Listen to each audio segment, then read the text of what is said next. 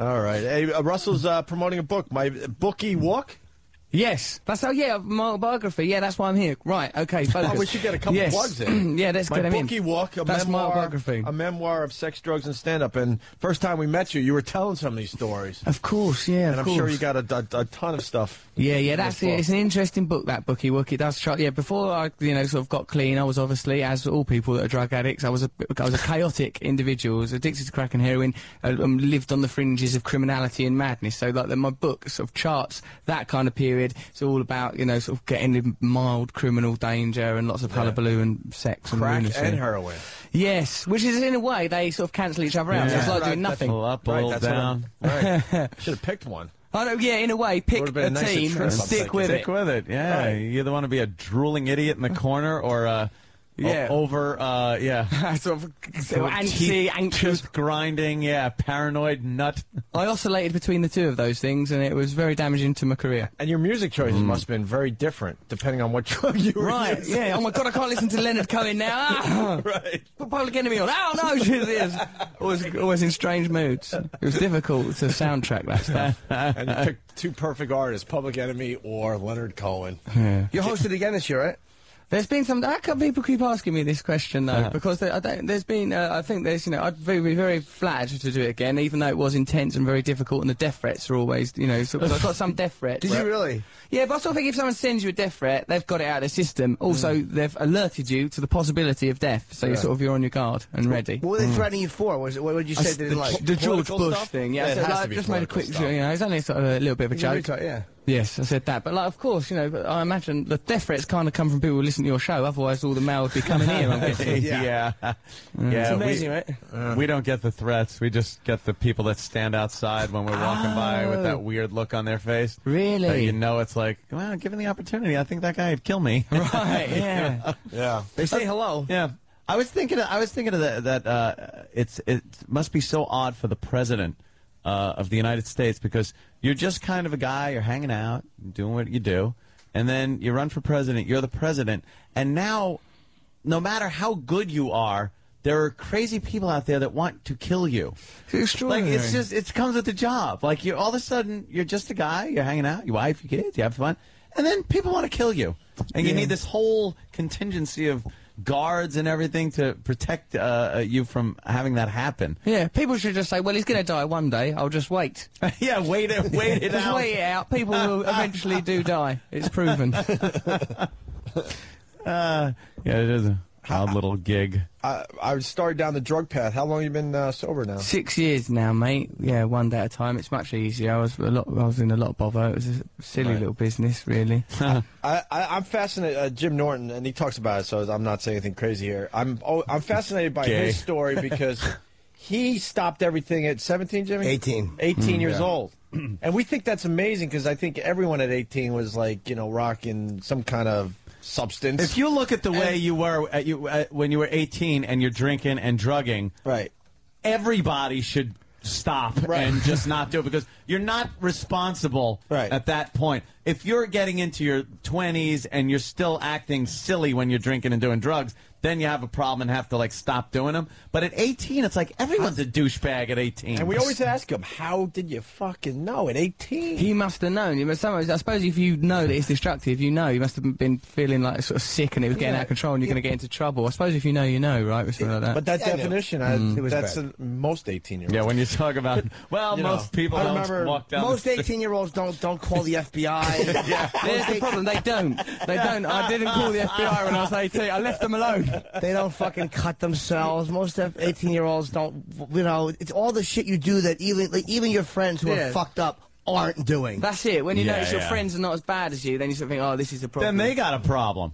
Right, they need to commit. Right. Are you going to commit to this you drug guys addiction? Are pussies is the problem. Yeah. Maybe, I don't know. Either you had a very bad drug problem or your friends were cowards. But because of the combination of both. But the FBI thing, that suggests to me that I think you did the right thing. My friends in the 700 Club never understood it. It was mostly booze, though. It was more than drugs, it was booze. I loved alcohol, Yeah, it can mess you up. It is Did you puke a lot, Jimmy? Every night I was bleeding. Every night you were I was puking? fingers down the throat guy. Really? Every night I drank. Because you didn't like the bed spins? No, I would make myself throw You up. ever wake You up? imagine they were fingers? Yes, exactly. Your uncle? It was so odd. These black hands would grab my head and it felt like fingers with a little mushroom on them. Thank God for that. You ever wake up in the middle of the night power booting? No, I never puked in my sleep That because is I a couldn't get to sleep wonderful if I was feeling. dizzy. Power booting. Vomiting. Yeah. Projectile, just from within. projectile vomiting. solid, like impressive. Vomiting from the diaphragm. Fucking, Right, a real commitment. like to these guys are like expulsion. you almost feel like you're gonna hit the ceiling if you're laying on your back, and you wake up in the middle of the night like, what the fuck? Your eyes are like Schwarzenegger's at the end of Total Recall Yeah. when they got thrown out onto Right. the planet's surface. Yeah. Blah! You ever have a dry heave where it feels like your pupils are just gonna fucking shoot blood? Yes, I feel like at war with my body. I was thinking, look, I've got nothing left to give. Stop the vomiting. That'll do.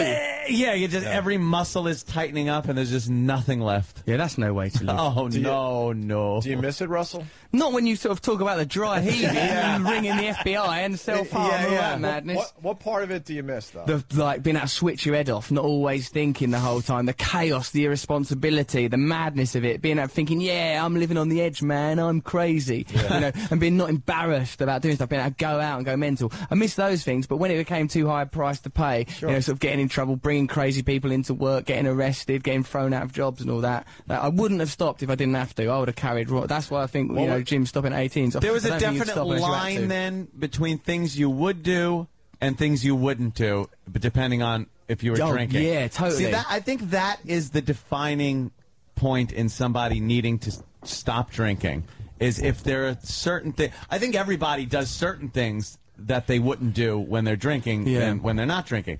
Whether it's, you know, just going up and approaching a girl to talk to her at a bar after a few drinks, if you're a shy guy like that, or calling the fucking FBI and walking down the street with a butcher knife or something like that. But I think there's a happy medium somewhere in there where you're able to have some fun, you're not fucking shit up, you're conscious of what you're doing. You just got to deal with the hangover in the morning. Right, yeah, I think when it's like I'm that, rationalizing my own Is that what's happening? boozing, by the way. That's what I just did. Well, I knew. I mean, so my first drunk, the first time I got drunk with my friends, we were in a tent and I was drinking rum.